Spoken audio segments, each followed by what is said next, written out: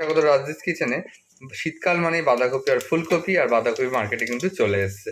সারা বছরই এখন কিন্তু কম বেশি পাওয়া যায়, কিন্তু শীতের সময় বাঁধাকপি ফুলকপির যেন আমেজটাই আলাদা। তেলে জিরে আমরা আর তেজপাতা ফোড়ন দিয়ে নিয়েছি। এবার রসুন একটু থেতো করে আমরা নাড়িয়ে নেব এবং পরপর একে একে কিন্তু আমরা বাকি যে কেটে রাখা পেঁয়াজগুলো সেটা কিন্তু এর মধ্যে দিয়ে নেবো।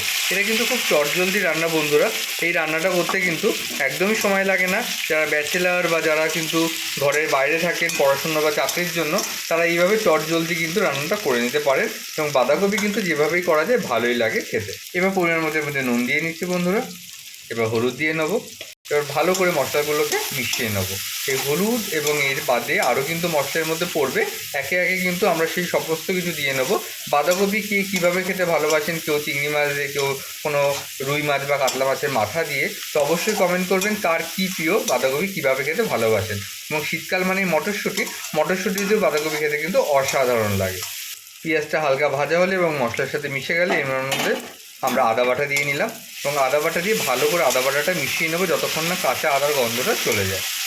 এবার দিয়ে দিলাম এর মধ্যে ঝাল লঙ্কার গুঁড়ো এবং রঙের জন্য কাশ্মীরি লঙ্কার গুঁড়ো। কে কি কাশ্মীরি লঙ্কার গুঁড়োটা খেতে ভালোবাসেন জাস্ট রঙের জন্য, অবশ্যই কমেন্ট করতে ভুলবেন না।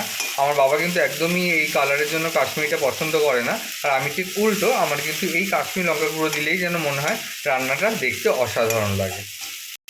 দেখুন মশলাটা ভালো করে ভাজা হয়ে গেছে, পেঁয়াজগুলো কত সুন্দরভাবে ভাজা হয়ে গেছে এবং কষা হয়ে গেছে। এর মধ্যে আগে থেকে কেটে রাখা টমেটো দিয়ে নিলাম।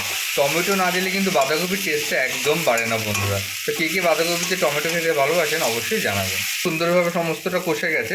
এরপর আগে থেকে কেটে রাখা এবং সঙ্গে সেদ্ধ করে রাখা বাঁধাকপিটা আমরা এর মধ্যে ঢেলে দিচ্ছি এবং ভাজা আলুটা এর মধ্যে ঢেলে দেবো।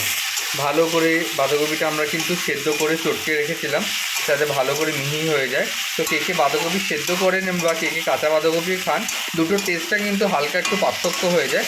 আমরা কিন্তু অনেক সময় সেদ্ধ করে ফেলে দিই জলটা, এতে বাঁধাকপি যে গ্যাসটা থাকে সেই জলের সাথে গ্যাসটাও বেরিয়ে যায় এবং এতে কিন্তু খেতে অনেকটা টেস্টিও হয়।